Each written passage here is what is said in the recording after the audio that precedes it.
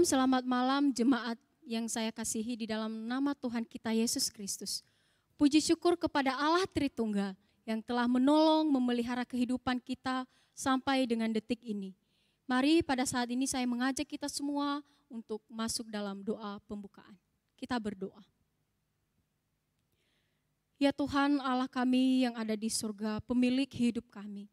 Kami sangat bersyukur untuk pimpinan dan pemeliharaan Tuhan sepanjang kehidupan kami. Kami tahu ya Tuhan, kami boleh ada pada malam hari ini sebagaimana kami ada semua karena anugerah Tuhan. Terima kasih ya Tuhan untuk nafas kehidupan yang Tuhan masih izinkan untuk kami boleh nikmati di dunia ini. Ya Tuhan, pada malam hari ini kami mau membawa hidup kami. Kami mau membawa diri kami Tuhan untuk mau bersekutu di hadapan Tuhan. Tolong layakan kami, kiranya dalam puji-pujian kami, di dalam segala doa kami Tuhan, bahkan dalam firman Tuhan yang akan kami baca dan dengar, boleh menjadi kekuatan bagi kehidupan kami, bahkan boleh menjadi kemuliaan bagi nama Tuhan. Terima kasih ya Tuhan, kami menyerahkan persekutuan doa kami pada malam hari ini. Di dalam nama Tuhan Yesus kami berdoa. Amin. Mari Bapak Ibu, saya mengajak kita untuk menyanyikan sebuah pujian yang sangat indah. Di mana lagu ini mengajarkan kita untuk kita rindu bahwa melalui firman Tuhan, melalui kata-kata Tuhan itu bisa mengajarkan kita untuk lebih serupa dengan Kristus, bahkan untuk lebih dalam lagi mengenal Yesus Kristus. Mari kita bersama-sama menyanyikan pujian, Ajarku Mengenalmu.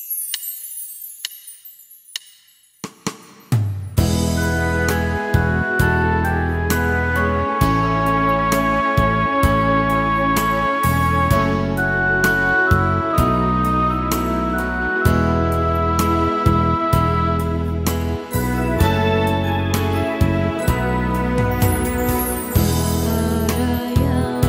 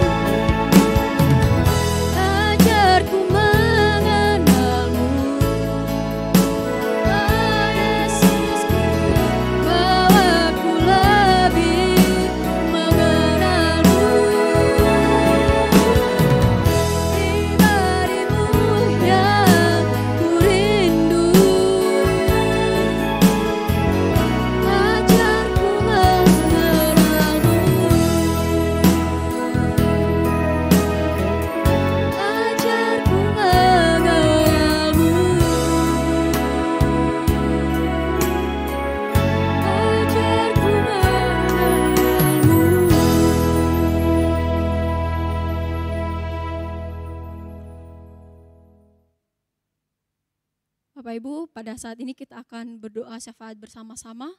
Mari kita berdoa bersama. Yang pertama, kita bersyukur untuk ulang tahun negara kita, bangsa Indonesia yang ke-75.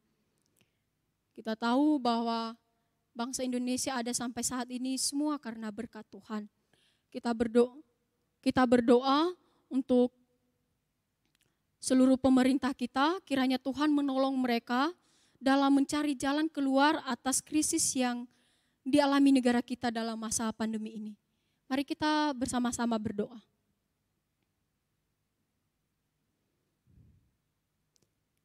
Ya Tuhan, kami bersyukur, berterima kasih kepada Tuhan. Tepat tanggal 17 kemarin Tuhan, bangsa Indonesia ulang tahun yang ke-75.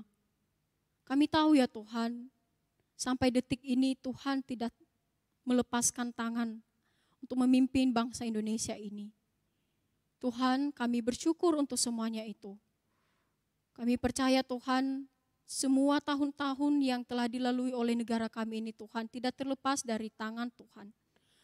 Oleh karena itu ya Tuhan, biarlah dalam ulang tahun negara Indonesia yang ke-75 pada tahun ini Tuhan, Tuhan semakin menolong bangsa Indonesia ini. Bahkan Tuhan dalam ulang tahun yang ke-75 ini, bangsa Indonesia semakin maju. Semua karena anugerah Tuhan. Ya Tuhan, pada malam hari ini juga kami berdoa untuk seluruh pemerintah kami ya Tuhan, mulai dari Presiden Jokowi bahkan seluruh jajarannya. Kami memohon Tuhan pertolongan-Mu bagi setiap mereka. Kiranya mereka diberi hikmat oleh Tuhan di dalam memikirkan, di dalam mencari solusi-solusi, bahkan jalan keluar di dalam mengatasi krisis yang sedang dialami oleh negara kami dalam masa-masa pandemi ini Tuhan. Kami memohon ulurkan tangan-Mu ya Tuhan untuk seluruh pemerintah kami. Kiranya mereka Tuhan benar-benar diberikan kesehatan oleh Tuhan, diberikan hikmat oleh Tuhan di dalam mengatur, di dalam mencari setiap solusi-solusi dalam kesulitan bangsa ini ya Tuhan. Ya Tuhan, kami percaya bahwa baik pemerintah maupun seluruh bangsa Indonesia ada di dalam pimpinan dan pemeliharaan Tuhan. Oleh karena itu Tuhan, kami memohon perhatikanlah setiap jeritan hati bangsa Indonesia ini ya Tuhan. Memohon pertolongan Tuhan untuk terus berkarya, untuk terus melindungi, untuk terus mendukung kemajuan bangsa Indonesia ini ya Tuhan. Terima kasih ya Tuhan, terima kasih ya Yesus. Kami menyerahkan seluruhnya ke dalam tangan Tuhan untuk seluruh bangsa kami ini. Baik yang di kota-kota maupun yang ada di pelosok-pelosok ya Tuhan. Tuhan yang menjaga dan memelihara. Terima kasih ya Tuhan, di dalam nama Tuhan Yesus kami berdoa. Amin. Pada saat ini kita akan mendengarkan firman Tuhan yang disampaikan oleh Contoh Tony. Kepada hambanya saya persilakan.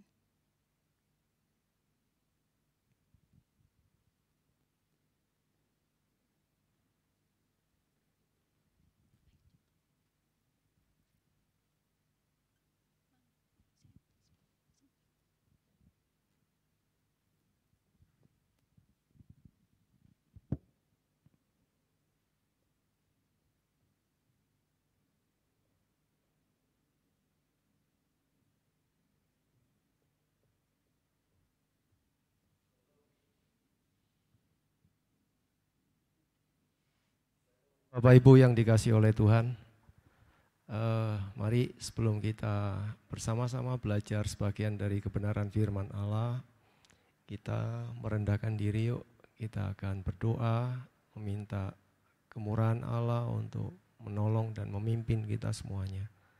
Mari kita berdoa.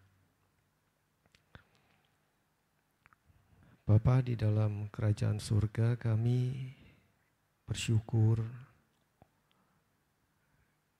kami masih diberi kesehatan, kami diberi kekuatan, bahkan kesempatan untuk bisa terlibat di dalam persekutuan doa malam pada hari ini. Dan kami boleh menaikkan syafaat kami kepada Allah. Sekarang kami akan belajar sebagian dari kebenaran firman Allah di dalam rangkaian persekutuan doa malam ini. Tuhan, tolonglah kami berkatilah kami, pimpinlah kami. Ampuni, kuduskan kami dari segala dosa dan kesalahan, supaya tidak ada dosa-dosa yang menghalangi kami untuk memohon berkat Allah di dalam pemberitaan firman ini. Tolonglah kami ya Tuhan, tolonglah.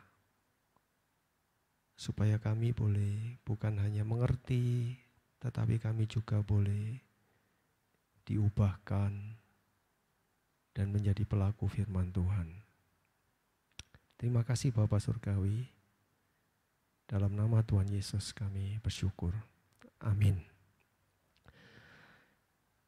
Sekali lagi selamat malam Bapak Ibu yang dikasihi oleh Tuhan.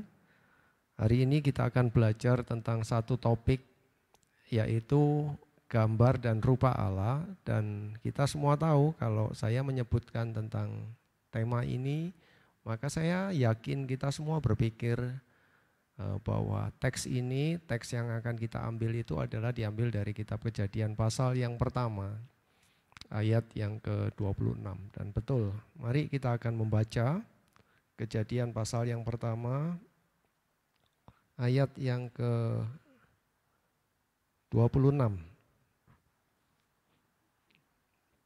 Demikian firman Tuhan. Berfirmanlah Allah, baiklah kita menjadikan manusia menurut gambar dan rupa kita, supaya mereka berkuasa atas ikan-ikan di laut, dan burung-burung di udara, dan atas ternak, dan atas seluruh bumi, dan atas segala binatang melata yang merayap di bumi. Ayat 27. Maka Allah menciptakan manusia itu menurut gambarnya. Menurut gambar Allah diciptakannya dia, laki-laki dan perempuan diciptakannya mereka. Allah memberkati mereka lalu berfirman kepada mereka, beranak cuculah dan bertambah banyak, penuhilah bumi dan taklukkanlah itu, berkuasalah atas ikan-ikan di laut dan burung-burung di udara dan atas segala binatang yang merayap di bumi. Sampai di sini saudara pembacaan kita hari ini. Saudara, kalau saudara membaca tadi di dalam ayat 26 kalimat pertama, maka kita akan melihat ada satu hal yang cukup menarik sebetulnya. Dikatakan di sana berfirmanlah Allah. Nah, ketika ditulis berfirmanlah Allah, lalu dikatakan baiklah kita menjadikan manusia menurut gambar dan rupa kita. Jelas ini berbicara tentang kejamakan dalam pribadi Allah. Tetapi kita tidak akan membahas tentang Allah Tritunggal pada hari ini, tetapi kita akan fokus kepada kata gambar dan rupa. Nah saudara, manusia itu diciptakan secara berbeda dengan seluruh ciptaan lainnya. Karena jikalau seluruh ciptaan lainnya itu diciptakan hanya dengan firman, tetapi begitu masuk ke dalam penciptaan manusia, Allah membutuhkan materi yang sudah ada. Bukan Allah membutuhkan, tetapi Allah menciptakan berdasarkan materi yang sudah ada, yaitu tanah. Nah, saudara, ini menarik dan itu bisa kita lihat di dalam bagian-bagian berikutnya, di dalam pasal yang kedua secara khusus. Tetapi sekali lagi fokus kita bukan pada bagian itunya. Fokus kita hari ini itu terletak pada kata gambar dan rupa Allah. Manusia diciptakan menurut gambar dan rupa Allah. Apa maksud dari gambar dan rupa Allah pada bagian ini? Nah saudara, setidaknya kita bisa memahami gambar dan rupa Allah ini dari tiga sisi. atau dari 3 bagian. Bagian yang pertama itu kita akan mencoba memahami arti dari gambar dan rupa Allah menurut arti katanya. Yang kedua, kita akan menyoroti ayat ini berdasarkan tujuannya. Jadi kita akan memahami gambar dan rupa Allah berdasarkan tujuan. Dan yang ketiga, kita akan memahami arti dari gambar dan rupa Allah berdasarkan konteks di mana kata ini dituliskan. Oke, jadi kita akan memahaminya dari 3 bagian atau melalui 3 bagian. Mari kita akan masuk ke dalam bagian yang pertama. Apa sebetulnya arti dari kata gambar dan rupa Allah di sini? Saudara-saudara, ada 2 kemungkinan jawaban, saudara. Ketika Allah berkata, baiklah kita menciptakan manusia menurut gambar dan rupa kita. Nah, maka kemungkinan pertama jawabannya adalah manusia diciptakan oleh Allah secara fisik sama seperti Allah. Menurut gambar dan rupa Allah. Gambar dan rupa kita. Demikian kata Allah. Jadi pengertian pertama kita bisa memahaminya bahwa Allah menciptakan manusia memang persis seperti dirinya secara fisik. Tetapi saudara, kalau kita memahami seperti ini, kita akan kesulitan. Atau dengan kata lain,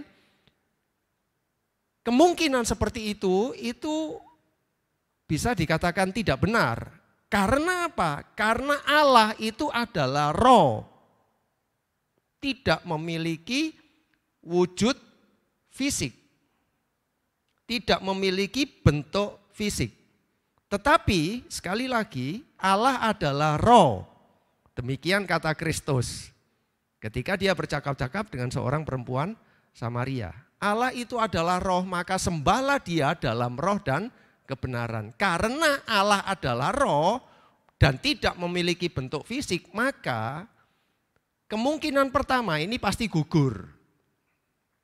Jadi ya arti dari diciptakan menurut gambar dan rupa Allah itu diciptakan secara fisik pasti gugur.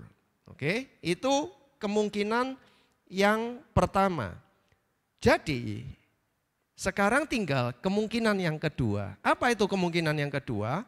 Bahwa ketika Allah mengatakan mari menciptakan manusia menurut gambar dan rupa kita atau rupa Allah, maka itu artinya manusia diciptakan secara non fisik atau secara rohani itu mirip dengan Allah. Oke ya, ini sekali lagi. Arti yang kedua, kemungkinan jawaban kedua, manusia diciptakan menurut gambar dan rupa Allah itu adalah manusia diciptakan secara rohani mirip dengan Allah. Artinya saudara, manusia diciptakan menurut sifat-sifat Allah itu diberikan kepada manusia. Nah ini jawaban yang banyak diterima di kalangan para penulis, di kalangan para hamba-hamba Tuhan, di kalangan para teolog, ini adalah jawaban yang paling banyak diterima. Bahwa manusia diciptakan menurut sifat-sifat Allah yang diberikan di dalam diri manusia. Allah adalah kasih, manusia bisa mengasihi. Allah adalah adil, manusia bisa berbuat adil. Allah adalah suci, manusia bisa suci juga. Ya. Allah sebagainya, semua sifat-sifat yang sifat-sifat tertentu itu memang diberikan ke dalam diri manusia. Kecuali Allah maha hadir, manusia tidak. Allah maha tahu, manusia tidak. Ya. Itu hal-hal, ada sifat-sifat Allah yang diturunkan ke dalam diri manusia, ada sifat-sifat Allah yang tidak diberikan kepada manusia. Nah, tetapi ketika dikatakan Allah menciptakan manusia menurut gambar dan rupa Allah, maka artinya Allah memberikan sifat-sifat Allah di dalam diri manusia. Itu pendekatan pertama. Pendekatan pertama yaitu melalui arti kata. Oke ya, tadi kan ada 3, memahami gambar dan rupa Allah. 1, memahaminya secara arti kata. 2, memahaminya secara tujuan. 3, memahaminya secara konteks. Oke, yang kedua sekarang, memahami secara tujuan. Nah saudara, ini penting sekali. Ketika Allah mengatakan, baiklah kita menciptakan manusia menurut gambar dan rupa kita, maka Allah memiliki satu tujuan. Tujuannya apa? Mari kita lihat di dalam ayat yang ke-26. Berfirmanlah Allah, baiklah kita menjadikan manusia menurut gambar dan rupa kita supaya, nah, kata supaya itu merujuk kepada sebuah tujuan. Tujuannya adalah supaya manusia itu berkuasa atas ikan-ikan di laut, burung-burung di udara, atas ternak, atas seluruh bumi, dan atas segala binatang melata yang merayap di bumi. Jadi ketika Allah menciptakan manusia secara berbeda, diberi akal, diberi kemampuan, diberi hikmat, itu dengan satu tujuan tertentu, supaya manusia itu menjadi wakil dari Allah untuk mengelola dan mengusahakan bumi ini. Jadi kata menguasai, kata berkuasa itu maksudnya bukan berkuasa dalam arti untuk mengeksploitasi alam, tetapi berkuasa dalam arti mengelola alam semesta yang sudah diciptakan Allah lebih dahulu dibandingkan penciptaan manusia. Dan ini pengertian yang kedua, saudara. Sekali lagi pengertian kedua, kita mendekati gambar dan rupa Allah di dalam tujuan. Tujuannya adalah supaya saudara dan saya itu berkuasa, itu mengelola alam semesta ini. Jadi kita diberikan, diciptakan menurut gambar dan rupa Allah supaya saudara dan saya juga bisa mengelola alam semesta ini dengan baik. Bukan dalam pengertian mengeksploitasi, tetapi mengelola supaya alam ini senantiasa memberikan kebaikan untuk saudara dan saya, bahkan untuk anak cucu kita berikutnya. Itu pengertian yang kedua. Pengertian yang ketiga, kita akan mendekati gambar dan rupa Allah ini di dalam konteks penulisan. Ketika kitab Kejadian ini itu ditulis oleh Musa. Nah, oke ya, kita akan pahami dari sudut ini. Saudara, semua para teolog itu mengakui bahwa kitab Kejadian itu ditulis oleh Musa ketika Musa memimpin bangsa Israel keluar dari tanah Mesir, keluar dari perbudakan Mesir, dan sedang berada di dalam padang gurun. Jadi kalau di sini Mesir, maka mereka keluar menyeberang laut Tebrau. Setelah itu mereka masuk ke dalam tanah, ke dalam padang gurun untuk menyeberang menuju tanah perjanjian atau tanah Kanaan. Nah, Musa menuliskan Tauratnya, 5 kitab itu termasuk Kejadian sampai Ulangan, itu ketika ada di dalam perjalanan 40 tahun di padang gurun. Penulisnya Musa, waktunya ketika dalam perjalanan di padang gurun. Nah saudara-saudara, yang perlu dipahami itu begini saudara.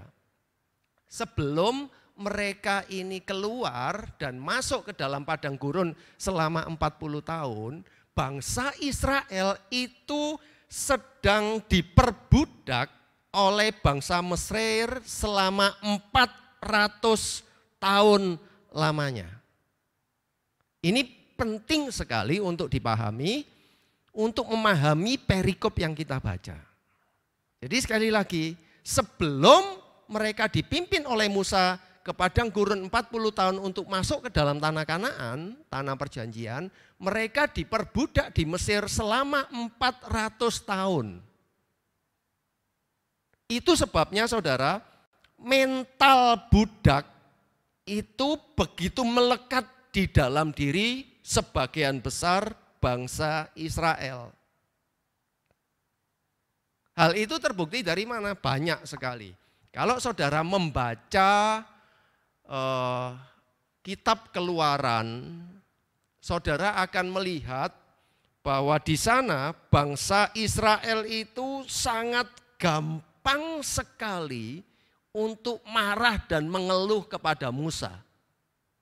Ketika mereka kehausan gitu ya, mereka lalu berkata kepada Musa, Musa, memangnya di Mesir itu tidak ada kuburan sehingga kamu membawa kami keluar dari Mesir untuk mati di padang gurun ini dengan kehausan. Ya, kalimat seperti itu kerap kali muncul di dalam kitab Keluaran. Kalau tidak seperti itu maka mereka akan berkata, lebih baik kami mati di Mesir sebagai budak daripada kami mati di padang gurun ini dengan tidak makan daging.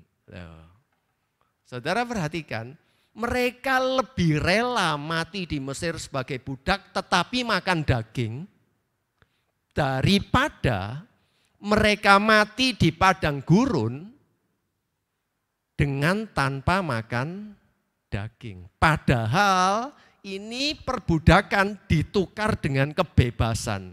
Mereka lebih senang diperbudak daripada dibebaskan. Mereka lebih senang diperbudak tetapi makan daging daripada dibebaskan dan tidak makan daging. Nah, kalimat-kalimat pemberontakan seperti itu memberitahu kepada saudara dan saya tentang mental budak yang melekat di dalam diri sebagian besar bangsa Israel. Nah, mental budak seperti inilah yang ingin dihancurkan oleh Allah. Yang ingin dibongkar oleh Allah. Maka Allah memerintahkan Musa untuk menulis kitab Taurat yang diawali dengan kitab Kejadian, dan isi pertama dari kitab Kejadian itu adalah tentang penciptaan. Dan di dalam kitab penciptaan itu, di dalam kisah penciptaan itu, Allah menunjukkan bahwa manusia diciptakan menurut gambar dan rupa Allah. Jadi saudara, maksudnya begini saudara. Ketika Allah berfirman bahwa manusia diciptakan menurut gambar dan rupa Allah, maka sebetulnya atau seolah-olah Allah itu ingin berkata kepada bangsa Israel, kamu itu bukan budak, tetapi kamu itu adalah manusia yang diciptakan menurut gambar dan rupa Allah. Sekali lagi, seolah-olah ketika Allah mengatakan kepada Musa, ketika Allah memerintahkan Musa untuk menulis kitab ini, maka Allah itu ingin memberitahu bangsa Israel bahwa kamu bukan budak, tetapi kamu adalah manusia yang kuciptakan menurut gambar dan rupaku. Bukan budak, tetapi manusia yang diciptakan menurut gambar dan rupa Allah. Ini merupakan sesuatu yang luar biasa. Allah ingin mengatakan kepada bangsa Israel, sebetulnya kamu itu adalah manusia yang mulia. Kamu itu bukan budak. Kamu itu diciptakan dengan satu tugas yang begitu besar untuk mengelola alam semesta ini. Hilangkan mental budak seperti itu di dalam dirimu. Ini yang ingin Allah tekankan di dalam konteks perikop dari Kejadian pasal 1 ayat yang ke-26 ini.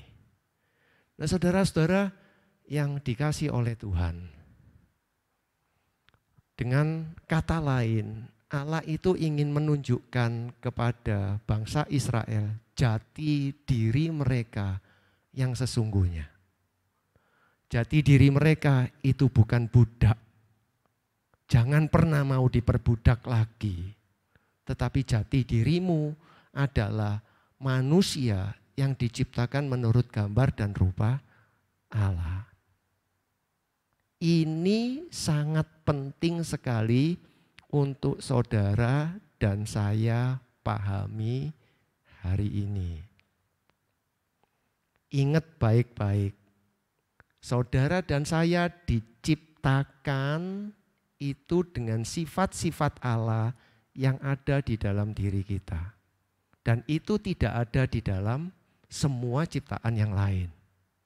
Dan ketika Allah menciptakan dengan maksud seperti itu, dengan seperti itu, maka Allah mempunyai maksud supaya saudara dan saya mengelola alam semesta ini dengan bijaksana. Bukan dengan mengeksploitasinya. Dan yang ketiga, Allah ingin memberitahu kepada saudara dan saya bahwa kita ini bukan budaknya dosa. Jangan mau diperbudak oleh dosa. Ada banyak orang yang rela untuk melakukan dosa dan menikmati apa yang ada di dalamnya dibandingkan dibebaskan dari dosa dan meninggalkan seluruh kenikmatannya. Ini sangat penting untuk saudara dan saya perhatikan dengan serius sekali. Saudara dan saya bukan budaknya uang. Saudara dan saya bukan budaknya nafsu. Saudara dan saya bukan budaknya kekuasaan.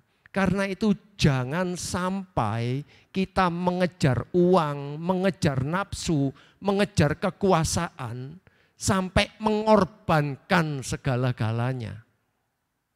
Kalau saudara dan saya melakukan hal seperti itu berarti kita diperbudak. Kita diperbudak. Dan Allah ingin membebaskan kita dari perbudakan yang seperti itu.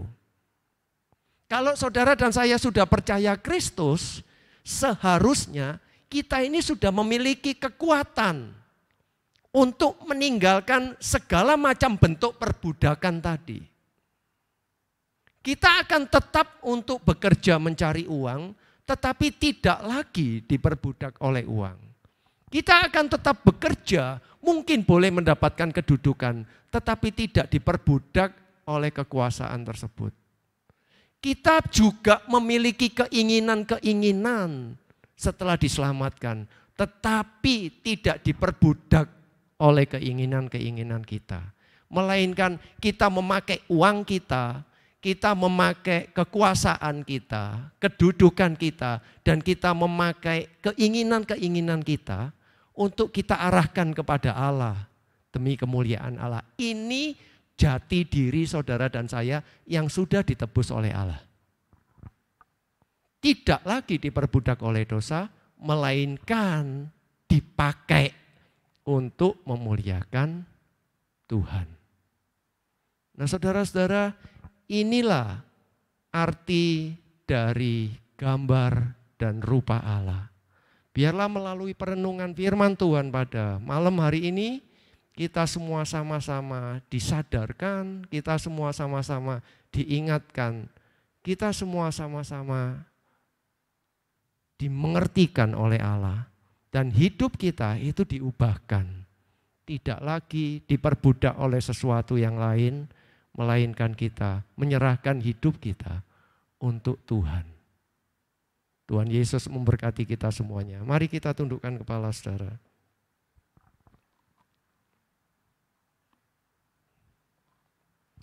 Kita berdoa.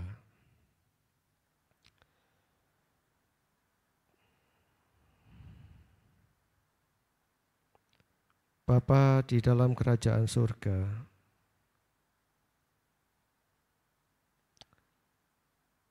terima kasih untuk waktu dan kesempatan yang Tuhan sudah berikan kepada kami untuk mengajar kami tentang sebagian kecil dari kebenaran firman Allah, sebagian hal yang paling mendasar di dalam hidup kami sebagai manusia yang diciptakan oleh Allah.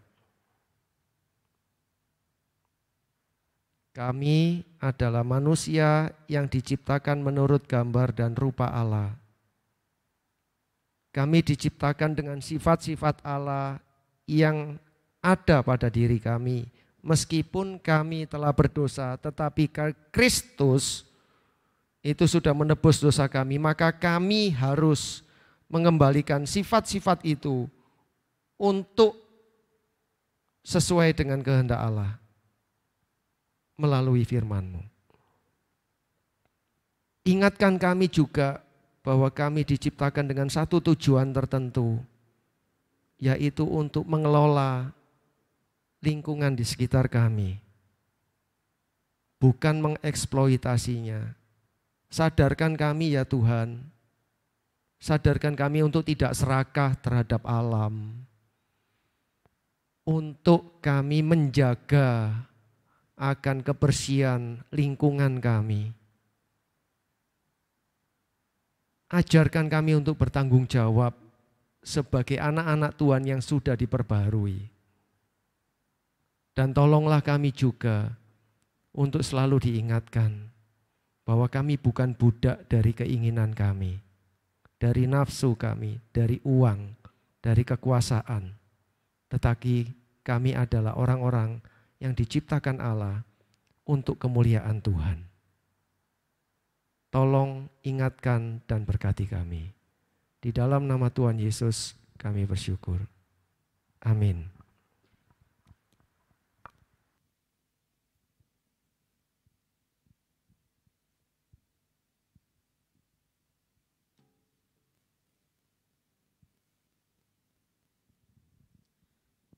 Baik, pada kesempatan malam hari ini saya akan melanjutkan untuk memimpin kita semua dalam doa syafaat. Tadi kita sudah berdoa syafaat yang pertama dan kedua, sekarang kita berdoa syafaat yang ketiga, yaitu kita berdoa bersama untuk hari ulang tahun gereja kita yang ke-70 tahun.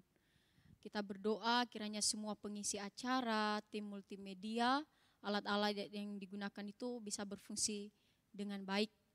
Dan terlebih-lebih juga kita semua diberi kesehatan oleh Tuhan di dalam mempersiapkan hari ulang tahun gereja kita.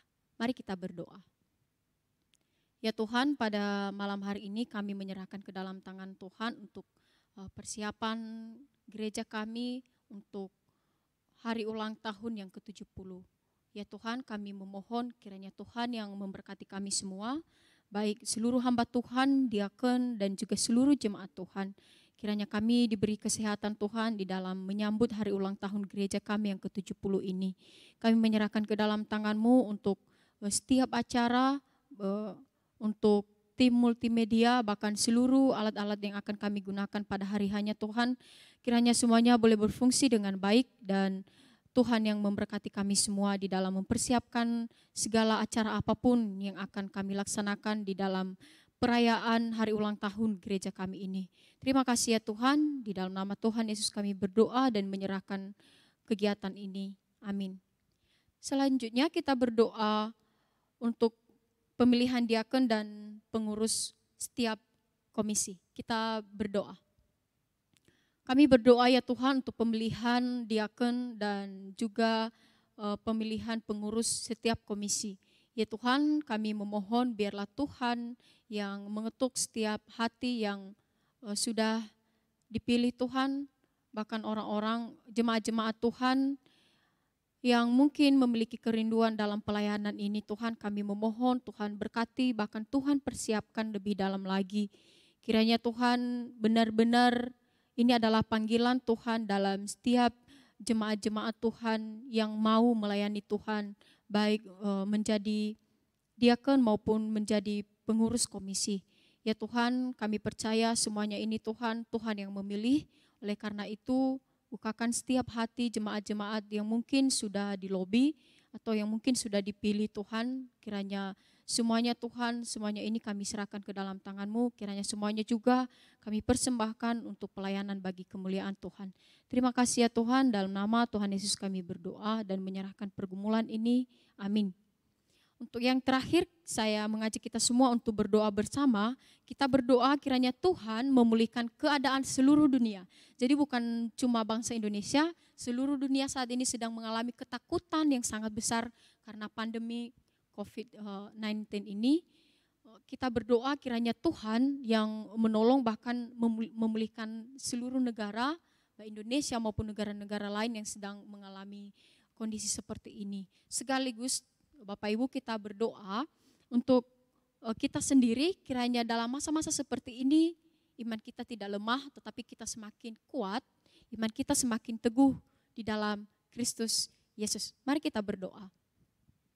Ya Tuhan, pada malam hari ini kami tidak lupa berdoa untuk kondisi kami, untuk kondisi seluruh dunia yang sedang mengalami ketakutan karena pandemi COVID-19 ini ya Tuhan.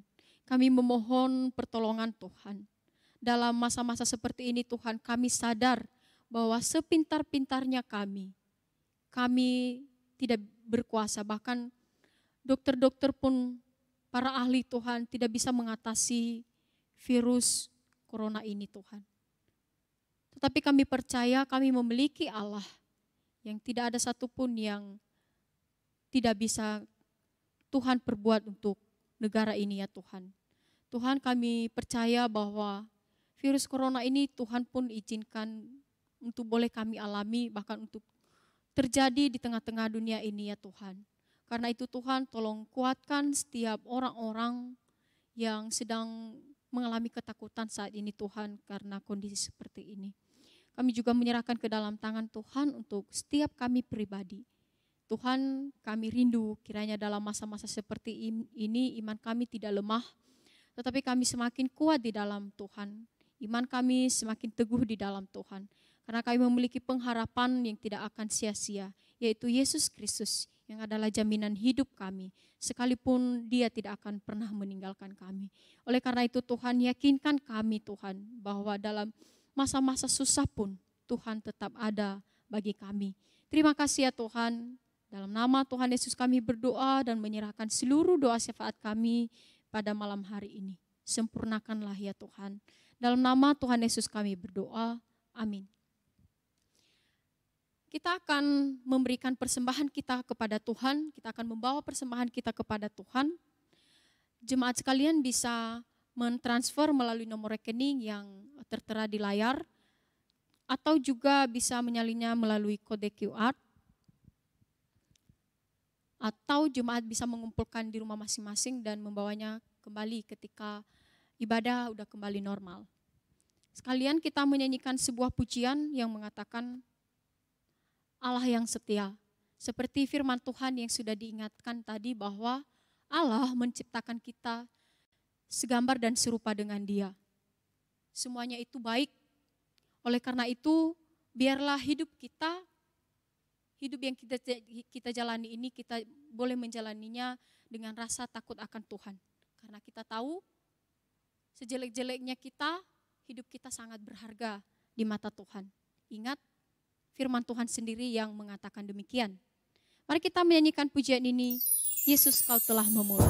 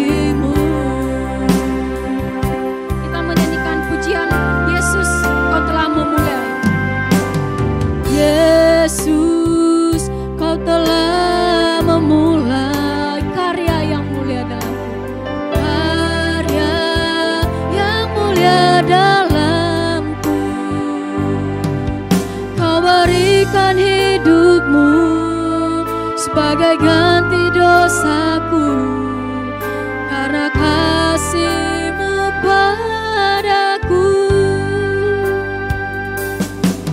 Sekarang ku memuji-Mu, Allah yang setia, yang tak pernah meninggalkan perbuatan tangan-Mu. Sekarang ku menyembah-Mu, Allah yang mulia, sempurna kasih hidupku, agar indah bagimu.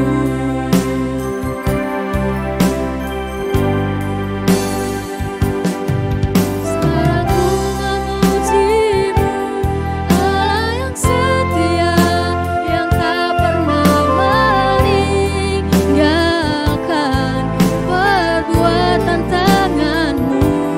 Sekarang ku menyembah-Mu, Allah yang mulia, sempurna kasih hidupku, agar indah bagimu, agar indah bagimu, agar indah bagimu. Sekali lagi, agar indah bagimu, agar indah bagimu. Kita berdoa membawa persembahan kita kepada Tuhan. Ya Tuhan, pada malam hari ini kami membawa persembahan kami kepada Tuhan. Terimalah persembahan kami ini ya Tuhan, kiranya menjadi persembahan yang berbau harum di hadapan Tuhan. Berkati seluruh majelis yang mengelola persembahan ini Tuhan, biarlah boleh digunakan untuk kemuliaan nama Tuhan. Terima kasih ya Tuhan, dalam nama Tuhan Yesus kami berdoa dan membawa persembahan kami pada malam hari ini. Amin. Pada saat ini saya akan menyerahkan kepada Guru Injil Tony untuk menutup bahkan untuk doa berkat. Saya persilakan. Mari kita berdoa saudara untuk menutup ibadah persekutuan doa pada malam hari ini. Sekali lagi kami mengucapkan syukur kepada Allah yang mengingatkan kami bahwa kami adalah manusia yang diciptakan Allah sedemikian mulia. Karena itu, biarlah kami ini tidak menjadi minder, tetapi juga tidak menjadi sombong. Biarlah sebagai anak-anak Tuhan, mulut kami mengeluarkan kata-kata yang membangun, bukan menjelekkan, memojokkan, menuding, tetapi juga bukan yang terlalu membanggakan diri sendiri. Ingatkan kami senantiasa akan keunikan penciptaan kami sebagai manusia, akan adanya sifat-sifat Allah yang ada di dalam diri kami. Tolonglah kami ya Tuhan, supaya kami boleh mengenal jati diri kami dengan baik. Terima kasih Bapa. Sekarang kami akan kembali kepada kehidupan kami masing-masing. Kiranya Allah memberkati kami semuanya menjadi anak-anak Allah yang mempermuliakan Allah, menjadi saksi-saksi Tuhan. Terimalah berkat Tuhan. Kiranya kasih dari Allah Bapa, Allah Putra dan Allah Roh Kudus senantiasa menaungi, menyertai dan memberkati kehidupan kita selama-lamanya. Amin. Persekutuan doa selesai, saat teduh.